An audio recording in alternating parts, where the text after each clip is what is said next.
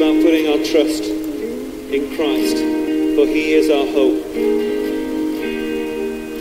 In Christ alone, my hope is found.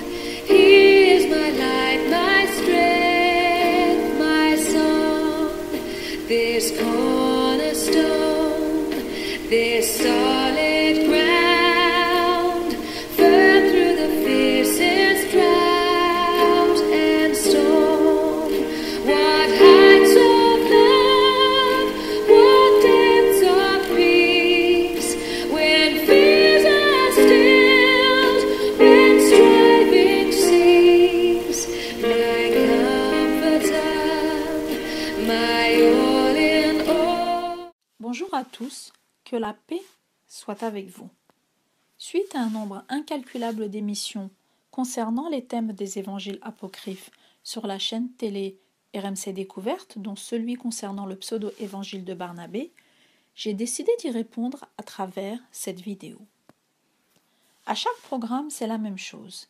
Ils font des émissions d'environ 1h30, décortiquant les livres apocryphes tour à tour pour faire planer un doute dans la tête des gens et décrédibiliser ainsi les 4 évangiles canoniques qui rapportent la vie de Jésus par rapport à ceux qui sont apocryphes et qui ont été rejetés depuis toujours dans l'Église. L'un des derniers reportages de RMC Découverte portait sur l'évangile apocryphe attribué à Barnabé. Écoutons la voix off dans le reportage. L'évangile de Barnabé présente en fait la version islamique de Jésus.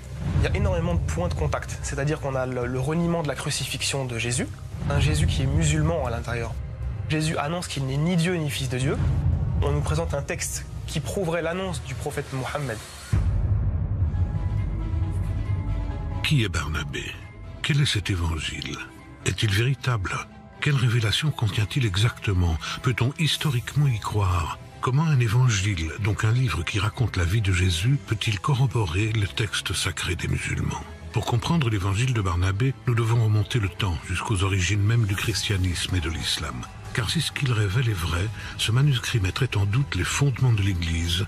Cet évangile remettrait en cause 2000 ans d'histoire. Plus d'1h30 d'émission a jeté le discrédit sur la Bible, pour finalement apprendre en fin d'émission ce qu'on savait déjà, à savoir que ce pseudo-évangile de Barnabé est un faux. Et au cours des siècles, ce manuscrit appelé Évangile de Barnabé pourrait correspondre à un outil de propagande islamique.